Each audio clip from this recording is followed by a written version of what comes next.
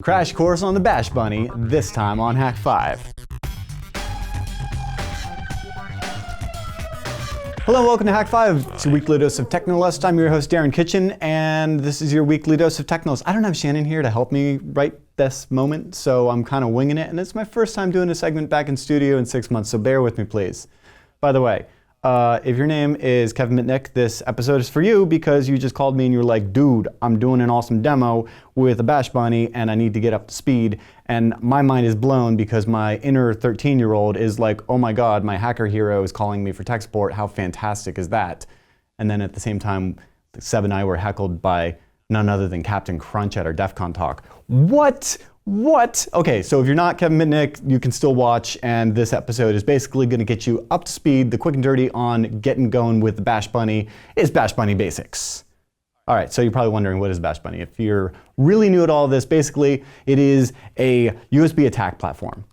What does that mean? Basically, it can mimic trusted USB devices and execute pre-programmed attacks known as payloads.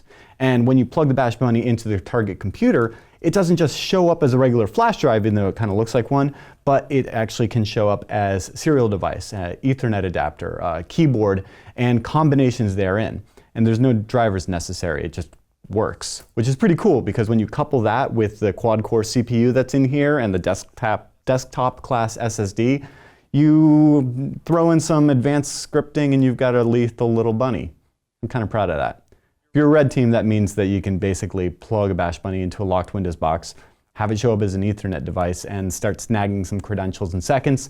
Or you can use it to liberate some files or install some backdoors and get remote access, set up phishing attacks. I mean, there's so many offensive capabilities, it's ridiculous. For you guys in the blue team, though, it also means that you have an automated device for incident response, for specialized reconnaissance, for patch management of air-gapped machines. I mean, really, just about any IT task that can be done with a keyboard and a network and a flash drive could be automated with this. So that's kind of exciting too. Now I've mentioned this, and I should probably get into the nitty-gritty of it, the payloads, right? A single Bash Bunny, this is pretty cool, can carry multiple payloads, each assigned to a different position on this little three-way switch. So for example, you could say have an exfiltration payload on switch position 1 and a reconnaissance attack on switch position 2, and then you can just switch between those two by flipping the switch before you plug it into the computer. And assigning those attacks is just a matter of copying the payload files to a numbered switch folder on the Bash Bunny. So payloads themselves, they're literally just files. They're actually just text files that tells the Bash Bunny what to do, and anyone can write them on any operating system, you know, from Notepad on Windows to Nano on Linux. They're just simple text files.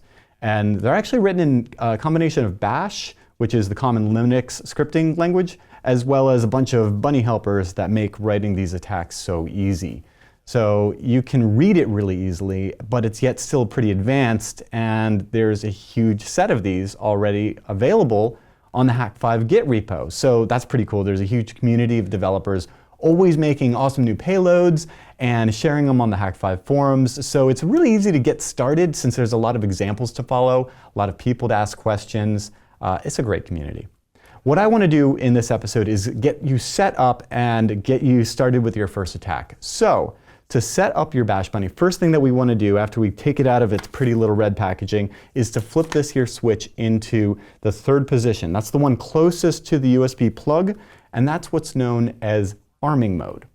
And after that, you just plug it into your computer, and after it boots, it starts blinking blue. So I'll go ahead and do that here. Now in this mode, your computer is just going to see it as a regular thumb drive. Mine sees it here as the D drive labeled Bash Bunny. And if you open that up, you can just click around and see as you typically would any other flash drive. Now, we'll get into what those folders mean here. Like for instance, there's a docs folder, which is for documentation. There's a language folder for the keyboard layouts. And there's a loot folder for the logs and the other cool data that we get back from our target computers while we're attacking them. There's a payloads folder, which is home to the library of all of those payloads, as well as the switch position folders that you put them in to attack.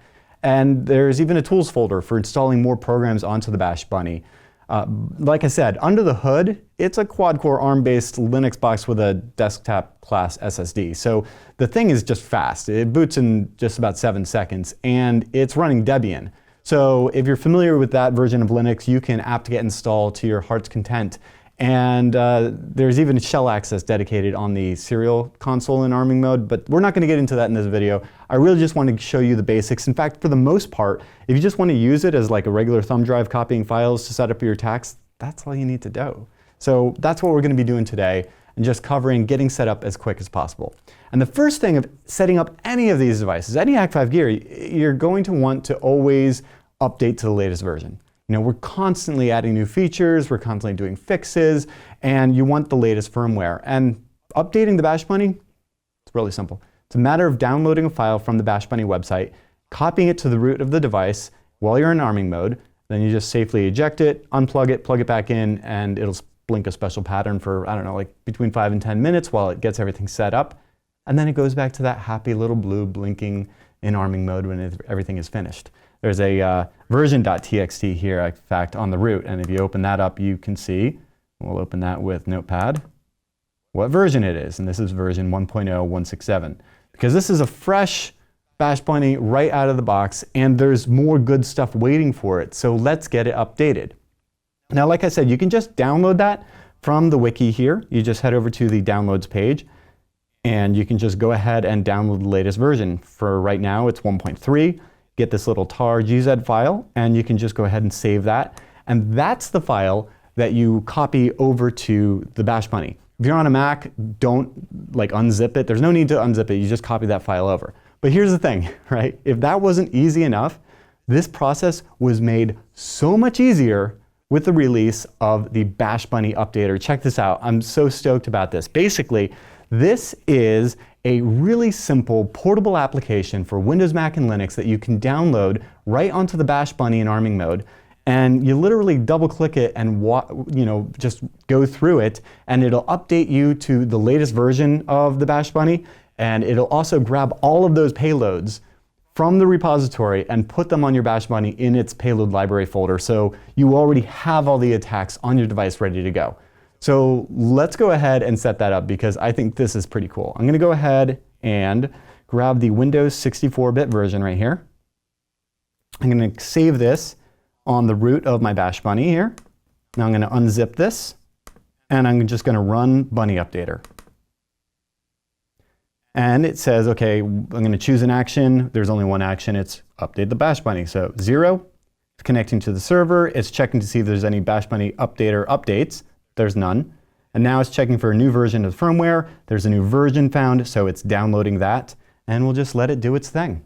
And there we go. We see the new firmware was downloaded. It's syncing, and it's basically ready to go. And it tells us that all we have to do is safely eject the Bash Bunny and reboot it. So we press Enter. And I'm going to go ahead and right-click on my Bash Bunny and say Eject. And now I can safely eject my Bash Bunny, leaving it in arming mode. And you plug it back in, and it goes ahead and starts the update. And you can see here it's blinking red, and that lets me know that it's updating the firmware. That's the LED blink pattern for the very first 1.0 version. From there on, it's a really cool police pattern where it alternates between blue and red.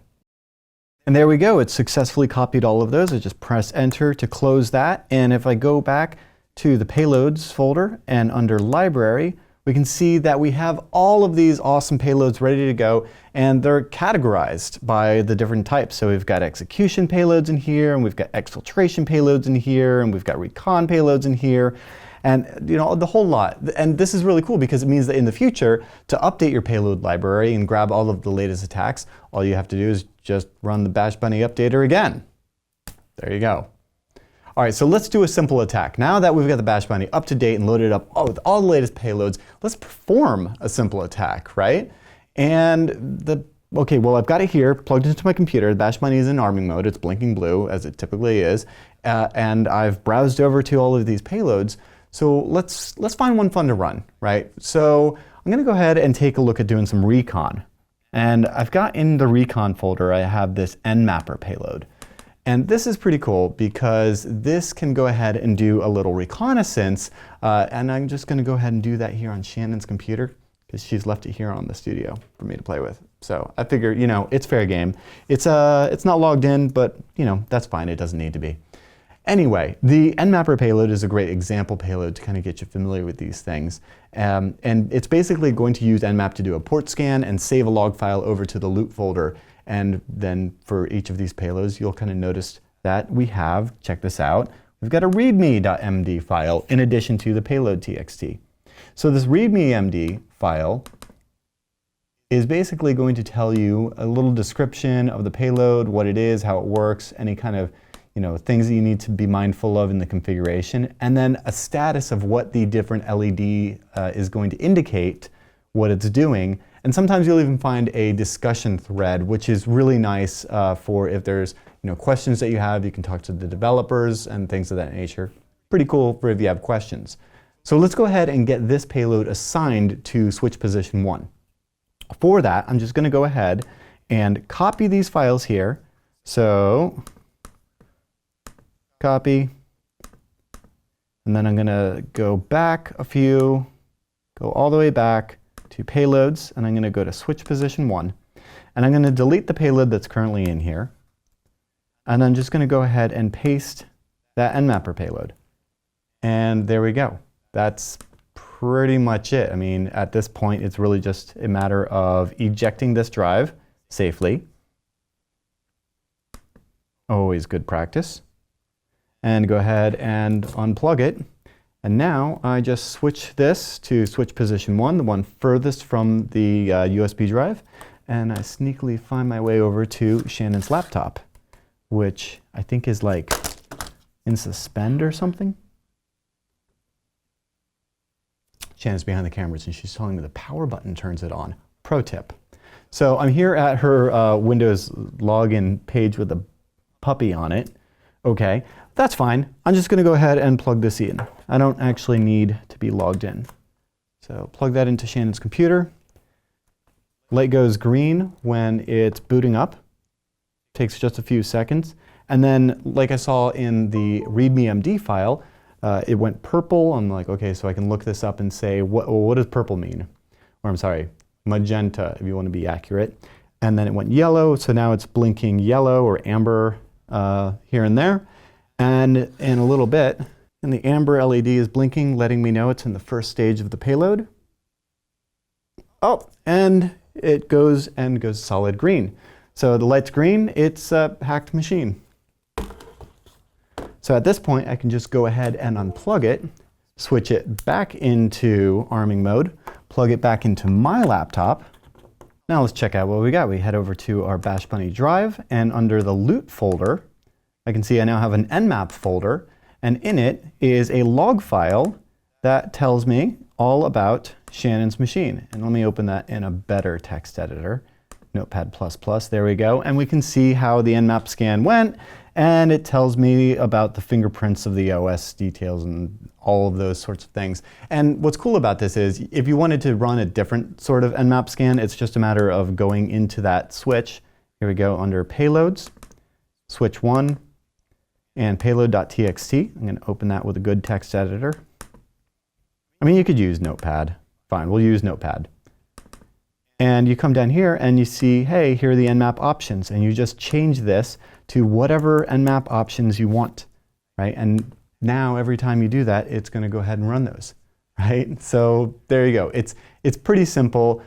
You can really see that this is pretty much the process, whether it's a simple nmap payload or if it's something more advanced like exfiltration. It's really just a matter of copying the payload files to the switch position, do a little bit of configuration in your payload.txt if you need to, eject it, flip the switch to the position of your choice, plug it into the victim box, wait until the LED goes green, you're good to go. We should probably also talk about tools because by now you must have gotten familiar with those basics and you're probably after some more sophisticated attacks. And while the Bash Bunny ships with a number of tools already installed, some more advanced payloads make use of tools that aren't installed. But thankfully, installing tools, super simple. As always with the Bash Bunny, plugged into our computer in arming mode, what we're gonna do is, I can see it's blinking blue, right? So got my blue blinkies, I'm in arming mode. I'm looking at it like a flash drive. What we can do is we can browse over to the tools folder on it. So check this out. If I go back to this computer and my Bash Bunny, I've got this tools folder here and it's empty. And that's typical. what you do here is you drag and drop the tool that you want to install into this folder. Then next time you plug in the Bash Bunny in arming mode, it's going to go ahead and install those tools. It's that easy.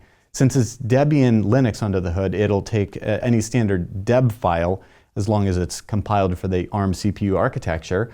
And otherwise, if you have some tools that are in Python or Perl or Ruby or things of that nature, you can just copy them to this folder, and then the next time the Bash Bunny starts, if it's not a deb file in arming mode, what it's going to do is just going to move them from /tools, or from this directory on the flash drive side to /tools on its Linux side. So that way you can reference them in any of your payloads. And you're probably wondering, okay, cool, but where do I get all of these awesome tools that I should probably put in my Bash Bunny for these cool payloads? Well, that's where the Hak5 forums has you covered, because there's a stickied tools thread that covers the downloads where you can go ahead and grab .deb versions of all of the awesome stuff that you might want to go ahead and grab. Like for instance, Impacket, which is an awesome tool from Core Security, or Responder, which is another awesome tool from Spider Labs. They're used in a number of payloads, so let's go ahead and get those. I love Impacket, it's so great. So I go ahead and click to download, and I'm going to save it in my tools directory and hit save. I'll do the same thing here for Responder. Save it in the tools directory, save. Awesome. Okay. And now, as always, now that I've got those files there, I'm just going to do what good people do, which is to safely eject.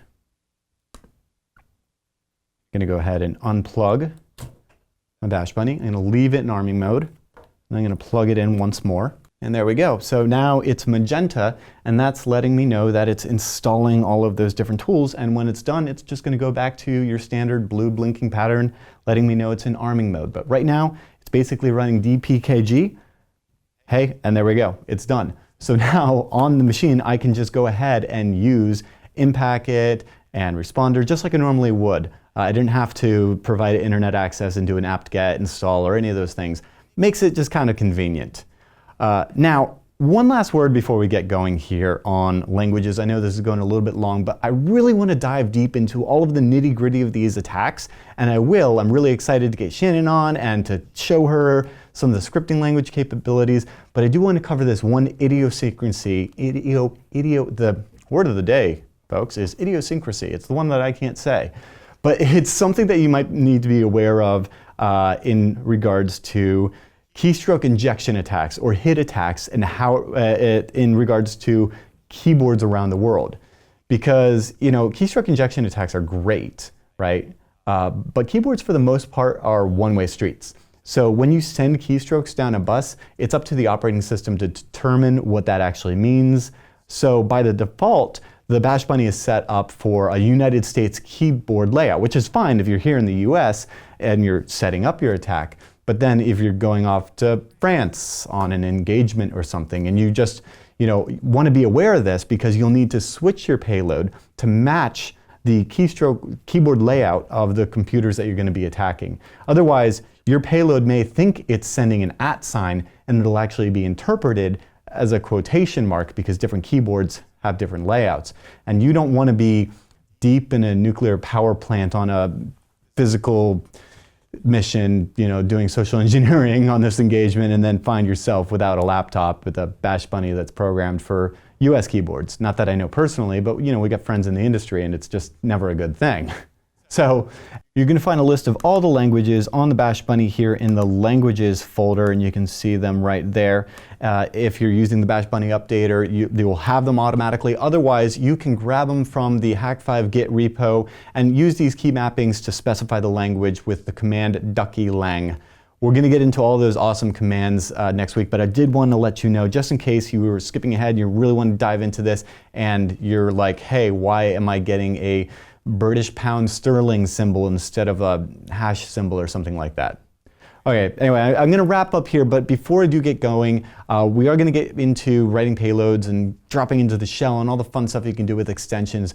But I do want you to be aware of a few awesome Bash Bunny resources. First and foremost, the Bash Bunny wiki is the place to go because it has all of the documentation. It's got the downloads, so you can figure out, like the whole language and all of that other stuff right here from the wiki. I also want to point out that there is a forum with so much good stuff. So the Bash Bunny forums is the place to go because you're going to meet other Bash Bunny users there, get inspiration, you can find help. We also have an IRC server, and you can find the Bash Bunny folks over in #bunny on irc.hak5.org. Props over to Digit over at Dark Science for hosting us there on that server. And you know what? Huge props, a little bit of a tangent, but huge props to Grandel and Joke and Hibby for all of their support over the years. We just switched IRC servers, if you hadn't noticed, and it's crazy to think that Hak5 has been going for over 12 years now. So I hope to see you on IRC. It's good stuff.